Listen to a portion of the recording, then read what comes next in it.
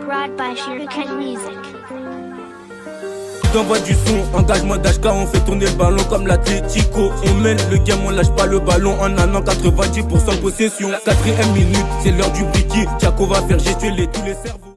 Salut tout le monde, c'est Gab Morrison. Alors aujourd'hui je suis en épisode spécial Sénégal cette fois-ci. Je suis avec deux sportifs sénégalais. Il y a Jean-Pierre Bourris qui pratique le canoë-kayak. Et il y a Moustapha Kama qui pratique le taekwondo. Alors pour commencer, je suis avec Jean-Pierre Bourris. Alors salut à toi. Salut. Alors pour commencer, je te laisse te présenter.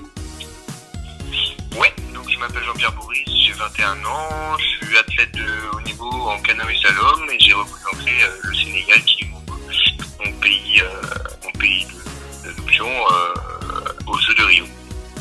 Alors justement, toi qui es né en France, tu as préféré choisir la nationalité sportive sénégalaise. Alors pourquoi cette décision selon toi? Ça a été un petit peu l'exemple de Benjamin Petit en 2008 qui a remporté justement la médaille de bronze à Pékin, et donc lui était aussi né en France, mais il avait son père qui était originaire du Togo. Et voilà, moi je me suis dit pourquoi pas faire un petit peu la même chose et continuer un peu le développement aussi de l'Afrique, parce qu'à terme aussi c'est ça qu'on aimerait, avoir un peu plus le continent africain de représenter sur des événements majeurs tels que les Jeux. Et justement au moment où tu as choisi cette décision, est-ce que tu as pensé justement que ça pouvait fermer des portes à des compétitions comme les Jeux européens par exemple, ou d'autres compétitions de ce genre-là? Ah oui, bien sûr, c'est un choix à faire. Donc après, j'ai bien su prendre la balance le pour, le contre, et c'est vrai que voilà, je vais jamais pouvoir courir les championnats d'Europe ou des choses comme ça, mais à côté de ça, j'ai les championnats d'Afrique qui sont certes un peu moins prestigieux, mais tout aussi valorisants. Donc je suis sur la bonne voie. Je pense qu'il n'y a pas de regrets, c'est surtout des choix que j'ai fait. Et alors justement, est-ce que tu penses que cette décision, paraît au même titre que celle de Benjamin Petit pour le Togo, est-ce que tu penses que ça pourrait permettre au canoë-kayak de se développer un peu plus en Afrique? Ouais, c'est ce que j'espère, et c'est aussi une des raisons pourquoi je suis allé courir pour le Sénégal. C'est vrai qu'on voit pas très peu de pays d'Afrique qui courent en canoë slalom, donc c'était pour moi l'occasion de représenter mon sport. Et également, voilà, après j'entame des démarches pour former le jeune public, notamment pour les Jeux Olympiques de la jeunesse qui vont se courir dans 2 ans, et donc préparer un peu cette jeune génération, et pourquoi pas après qu'il y ait des pays qui disent nous aussi on peut le faire, et motiver de proche en proche comme ça. Alors justement, au JO 2016, c'est le français Denis Gargochanu qui a remporté la médaille d'or de ta catégorie. Qu'est-ce que tu as pensé du niveau des Français dans cette discipline aux Jeux Olympiques? Le niveau des Français il est très fort, ça c'est sans contester. C'est vrai que moi j'ai de la chance de pouvoir m'entraîner en France, et voilà, je cours les nationales 1, je suis encore autorisé à les courir, donc j'arrive toujours à me comparer aux meilleurs Français, donc ça c'est vrai que c'est un vrai plus.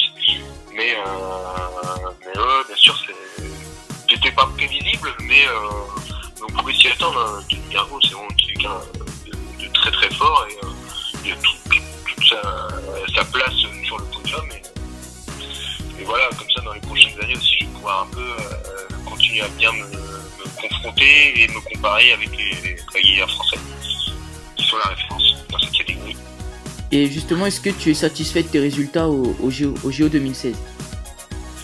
Je suis pas tout à fait satisfait, j'ai pas été à mon meilleur niveau, je pense. Je pense que la demi-finale était accessible. Voilà, j'ai mon erreur aux 2 manches que j'effectue en fin de parcours qui me relègue dans les dernières places malheureusement. Mais voilà, j'ai appris de cette erreur, et puis je sais que les prochaines fois je referai pas les mêmes erreurs, et c'est vrai que c'est très formateur. Donc oui, alors tu penses faire mieux pour les JO 2020 du coup? Ouais, déjà se requalifier, et puis après on va essayer de repréparer tout ça et d'arriver mieux préparé. Et justement pour les Jeux Olympiques, est-ce que tu trouves qu'il y a eu plus de pression que par rapport aux autres compétitions?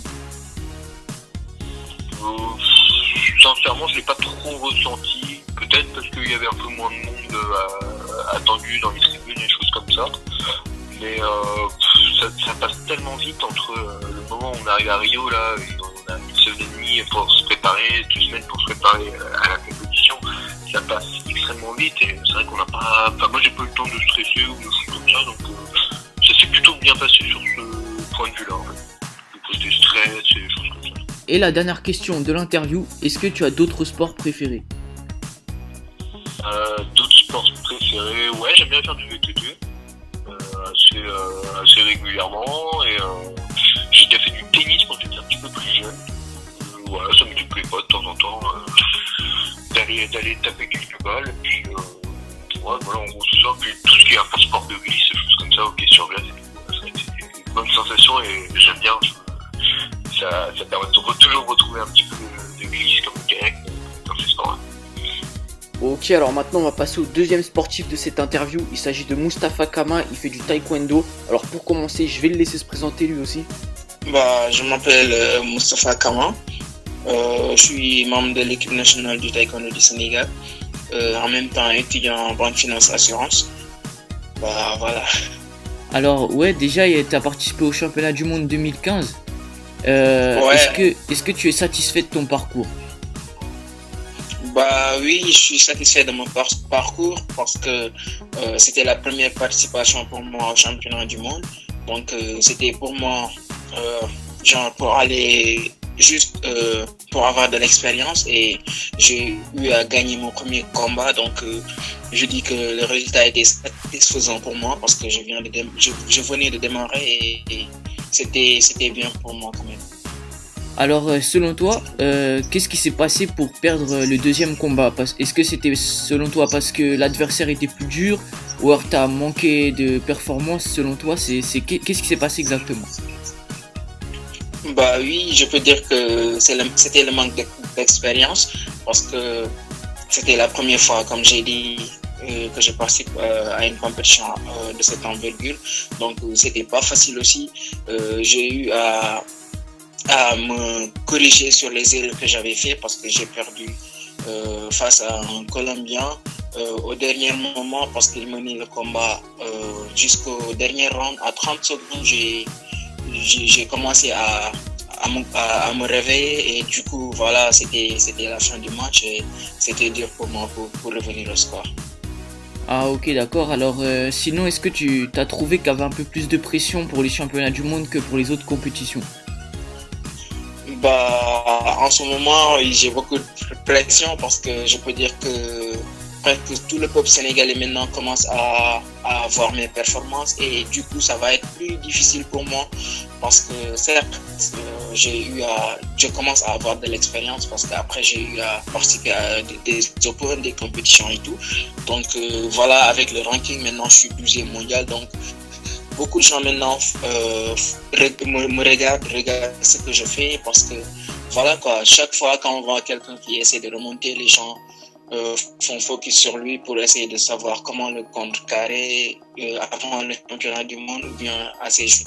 Mais je pense que ça va aller, Inch'Allah, parce qu'au prochain championnat du monde, je pars non pas pour une participation, mais je pars pour être sur le podium. Donc voilà, en ce moment, j'ai commencé à m'entraîner et à me concentrer sur ça. Alors justement, aussi après avoir participé au championnat du monde 2015, pourquoi est-ce que tu n'as pas participé aux Jeux Olympiques 2016? Aux Jeux Olympiques 2016, j'ai pas pu participer parce que vous savez, la Fédération mondiale donne chaque pays le droit de qualifier 4 personnes aux qualifications aux zones continentales. Donc du coup, on m'avait pas sélectionné pour les qualifications.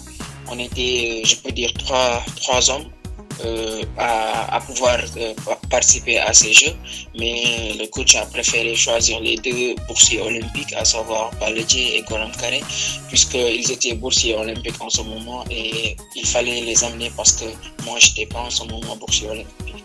À cause de cela, j'ai pas fait les qualifications, mais quand même je savais que je pouvais participer, mais pour aller avoir une médaille, ça serait difficile, mais quand même la participation serait mieux pour moi pour les prochains Jeux Olympiques.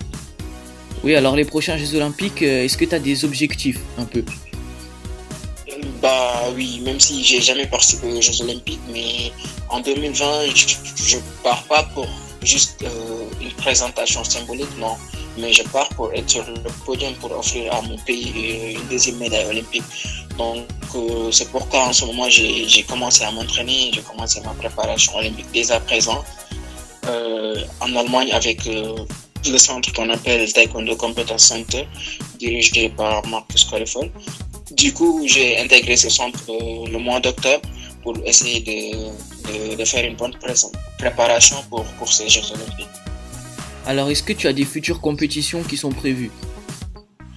Bah oui, j'ai des compétitions parce que vous savez, en taekwondo, il y a beaucoup d'open à faire. Il y a des open de G1, de G2 qui te permettront de gagner beaucoup de points pour penser à se qualifier directement aux Jeux Olympiques si tu es 6e mondial. Si tu fais partie des 6 premiers mondiaux des catégories olympiques, tu vas participer aux Jeux Olympiques. Tu te qualifies direct sans pour autant participer aux zones continentales. Donc du coup, il y a des open à faire. J'ai déjà fait des open, j'ai déjà commencé.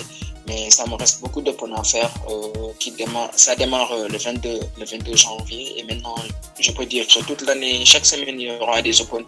Donc il y a des open à faire quand même. Ok, alors sinon, le taekwondo, est-ce que c'est un sport beaucoup pratiqué en Afrique ou c'est un sport encore méconnu selon toi?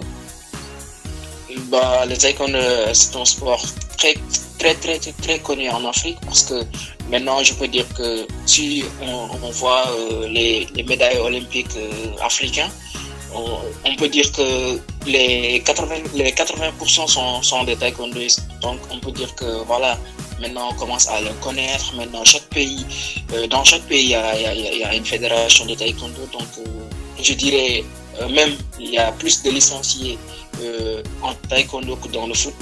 Par exemple, je prends le cas de mon pays, au Sénégal.